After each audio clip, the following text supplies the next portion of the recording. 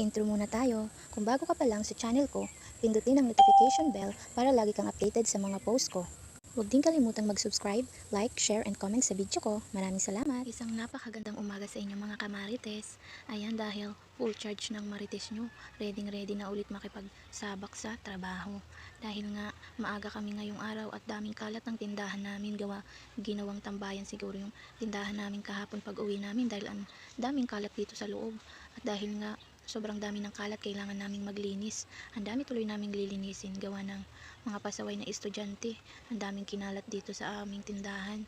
Kaya ayan, maglilinis muna ang marites nyo. Gawa ng marami na ring alikabok. Dahil nga malakas ang hangin, yung alikabok dito sa mga estante namin, sobrang dami. Kaya ayan, kung mapapansin nyo, nagpupunas na nga ako ng aming estante para mamaya makapaglagay na kami ng mga paninda namin. Gawa ng maaga pa nga.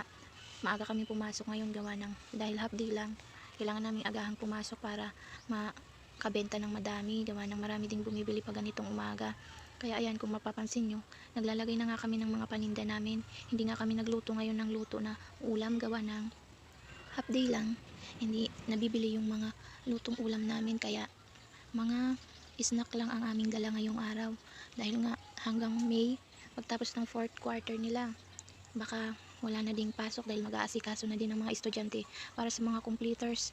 Ayan, dahil nga maaga ang exam nila sa May, baka mapaaga din ang bakasyon ng mga marites nyo. Hay, ano na naman kayang gagawin naming racket para kumita dahil magbabakasyon na.